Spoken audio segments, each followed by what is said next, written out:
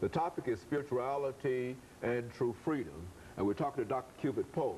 Dr. Poe, before we had our first commercial break, we promised that we would give you an opportunity to talk about true freedom, and of course you've given us some information in reference to what true freedom is not. Let's talk about what true freedom might be. Amen. From your perspective. Okay. It's interesting and rather surprising in the minds of, I think, many people that true freedom has a number of synonyms that people are familiar with.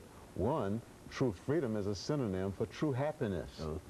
True freedom is a synonym for true fulfillment. True freedom is a synonym for the victorious life. True freedom is a synonym for the abundant life. True freedom is a synonym for ongoing peace, ongoing joy. So the truth of the matter is that I believe God works in each person that he creates, or that he has created, and moves us from selfishness or self-centeredness to true freedom. And when we arrive at true freedom, and I believe it's a gift, okay, which is a byproduct of God's grace, his mercy, his love, related to our obedience. When we get there, then we discover that we have received true happiness, true fulfillment, true joy, true peace, and the abundant life. And it really doesn't matter what our economic status is when we arrive there, and we're always moving toward that if we are in search of this true freedom. Would that be correct? Absolutely. It is not an economic matter. It is not an educational matter. It is not an appearance matter, a physical appearance matter. It's not a status matter, but rather it's a spiritual phenomenon. True freedom is a spiritual phenomenon. And I'm convinced that God created us for true freedom. He created us to seek it and to find it and to receive it. But he's the only source of it. It cannot come from wealth, monetary wealth.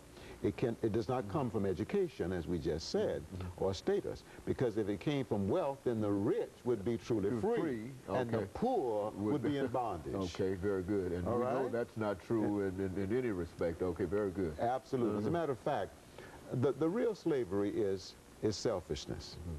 Real slavery is a byproduct of selfishness. Of course, we know that there's physical slavery, okay? But spiritual slavery is essentially a byproduct of one's own selfishness. Unfortunately, too many people are driven by the desire to please themselves. Okay, that's where you talk about selfishness. Yes, that's selfishness, and that's self-centeredness.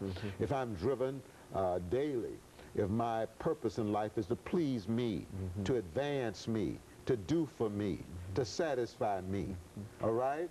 That's a me-centered perspective. That's a me-centered or a self-centered life, right? Very good. We've discovered that people who are giving, people who are altruistic, people who do for others are healthier physically, psychologically, socially, and spiritually, okay?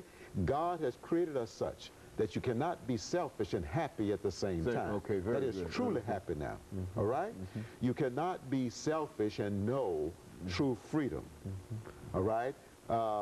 True freedom is the other side of selfishness. Selfishness is the other side of true freedom. And so you can move out of selfishness by moving toward true freedom. Yes. But if you continue to remain in selfishness, you will